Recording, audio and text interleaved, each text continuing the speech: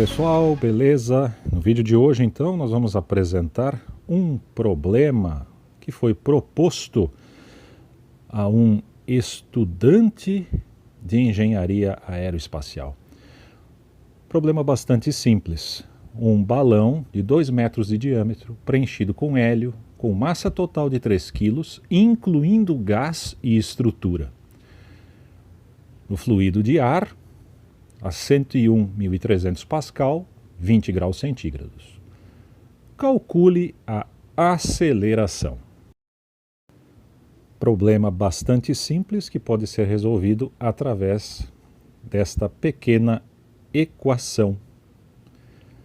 Força de empuxo menos força-peso igual a massa vezes aceleração. Empuxo é igual a densidade do fluido vezes o volume deslocado pelo objeto imerso no fluido vezes a aceleração gravitacional. E força-peso é igual a massa vezes a aceleração gravitacional. No problema, o único trabalho a mais é calcular o volume deslocado. Aí nós temos a fórmula, então, do volume, já que se trata de um balão esférico, que tem 2 metros de diâmetro, consequentemente 1 metro de raio. Aplicando a fórmula e confirmando na calculadora, então nós teremos ali 4,18.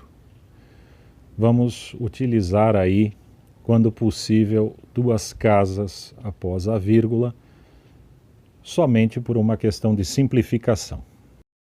Então agora nós temos empuxo é igual à densidade do ar para a pressão e temperatura indicadas, vezes o volume já calculado, vezes a aceleração gravitacional. Encontramos uma força de empuxo de 49,20 newtons.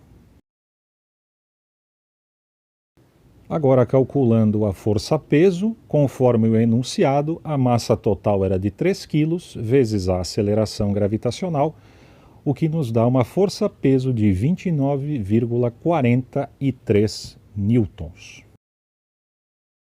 Agora, fazendo a substituição, 49,20 newtons de força de empuxo menos 29,43 newtons de força-peso. Nós temos uma força resultante de 19,77 newtons.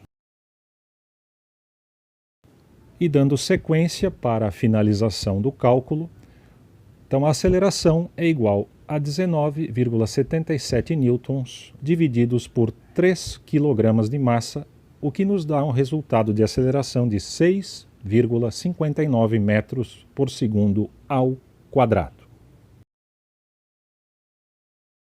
Portanto, está aí, problema resolvido de forma simples, de forma rápida. Não é necessário nada mais para resolver esse problema. E aí está a resolução do problema, né? Do nosso grande estudante de engenharia aeroespacial. Nosso grande amigo chegou a um valor de 5,6 metros por segundo ao quadrado. Mas o que será que aconteceu aí? Aonde está o erro? Parece que o nosso grande estudante de engenharia aeroespacial colocou aí um valor no meio da conta, da fórmula dele, que não bateu muito com a realidade, e aí chegou em um resultado completamente diferente. Vamos dar aquela organizada básica. Então, ele substituiu a resolução de força de empuxo menos força-peso por volume vezes a densidade do fluido do ar, e o correto para esse cálculo é diminuir a densidade do corpo do objeto e multiplicar pela aceleração gravitacional. O erro dele estava naquele 0,79, onde na verdade é 0,7177,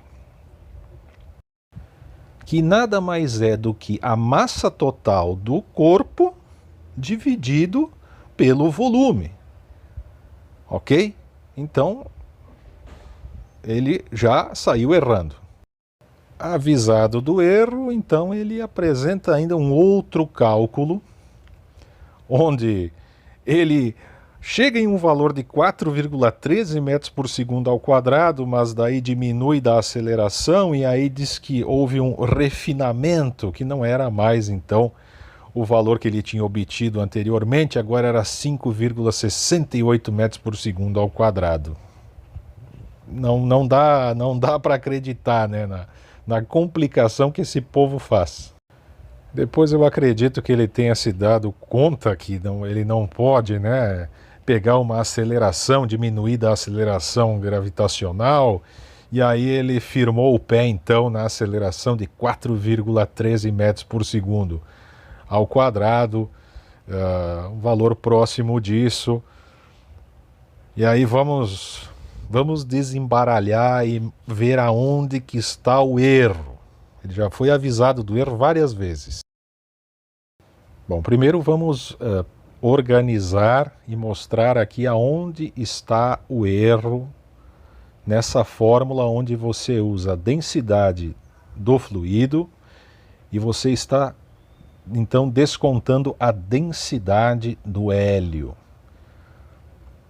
Ele insiste em fazer desta maneira, então, consequentemente, a resultante ali do problema, ao invés de ser 19,77, é 12,47 newtons, o que gera então uma aceleração de 4,157 metros por segundo ao quadrado.